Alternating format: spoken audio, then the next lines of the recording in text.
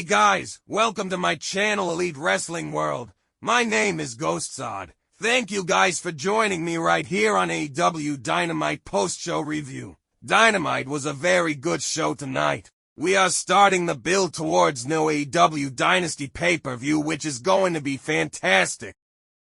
The show opens with a new intro video and a new theme song. Tony is in the ring to interview Swerve Strickland. He says his loss was disappointing and he just couldn't get the job done, and Samoa Joe came out the victor since he signed his contract at Revolution 2022. And he said he was gonna give his all to All Elite Wrestling and win championships. But here he is with no title.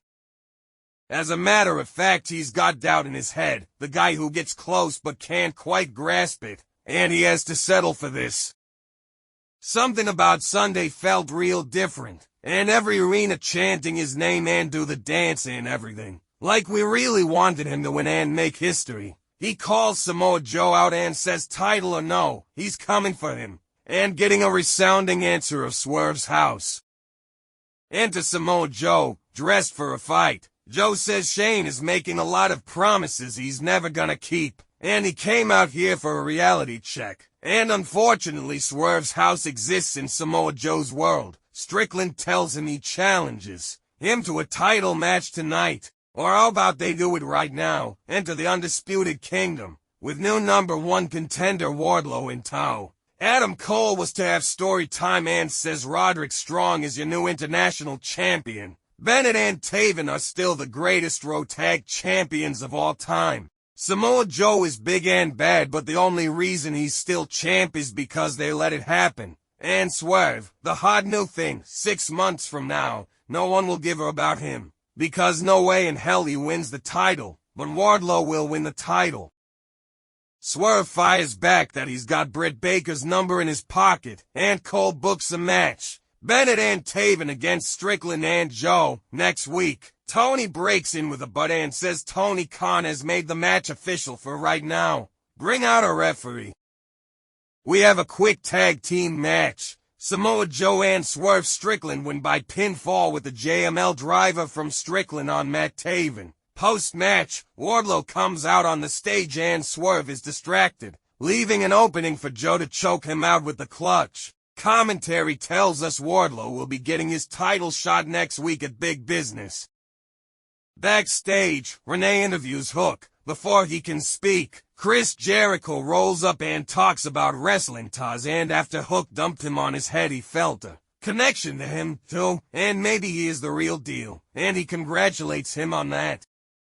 Back from commercial, the Young Bucks cut a promo backstage. They have a huge announcement. No, TWO huge announcements. They should make their announcements live in the ring, later tonight. Brian Cage versus Hook for FTW Championship. Hook ducks a lariat, body blows. Pop-up drop from Cage sets up a super kick. Cage with suplex to the floor. Hook gets a trash can. Cage comes back and power slams him on the floor. Hook has a kendo stick to equalize. Cage gets to his feet, sent into the tax, but Hook keeps the choke locked in. Bryce calls IT. It's over. Hook wins by referee stoppage with Redrum, retaining the FTW Championship.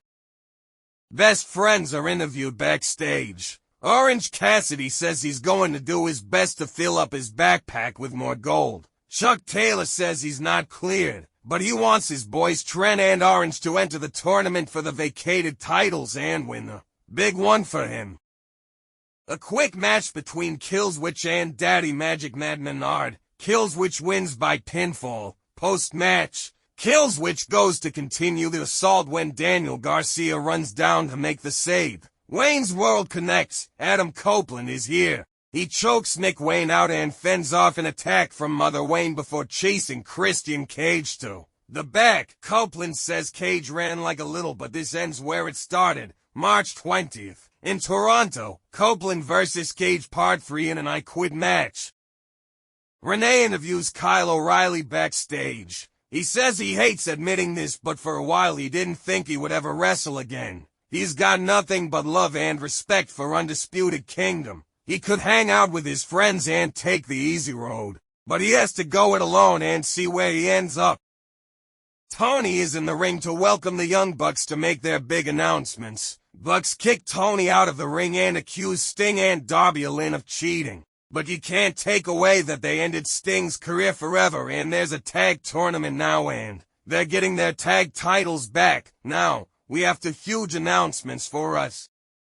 First off, they're out here and it pertains to their dear friends and their EVPs, and they have to make tough decisions. So in order to show no favoritism or bias, they are forced. Hangman Page put his hands onto officials on Sunday. So unfortunately they have to suspend Hangman indefinitely from the lead without pay. And then there's the next one. He doesn't even know how to say it. Kenny Omega disappeared off the face of the earth, so Kenny is fired from the elite. They're sorry. Enter Eddie Kingston. He tells them to find him now because he's got something to say. Nicholas grabs Eddie's shoulder and he erupts with punches for both of them.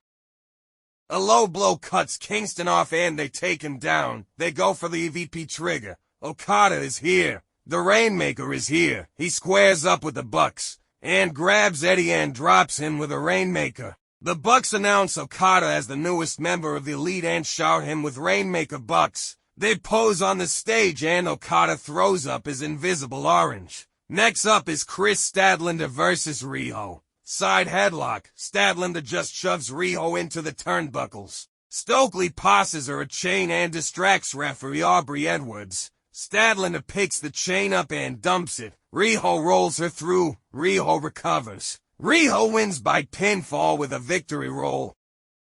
Back from commercial, Renee interviews Stokely and Willow. Stokes says Kris is one of the best women performers in AEW and his personal favorite, and he just wishes she'd accept his help, and Kris has her sights set on the TBS championship. Tony gets on the microphone and talks about Darby versus Jay White next week and introduces Darby for an interview. He says this isn't going to be easy and talks about how 5 years ago he was homeless, and then on Sunday, he main evented in Sting's retirement match.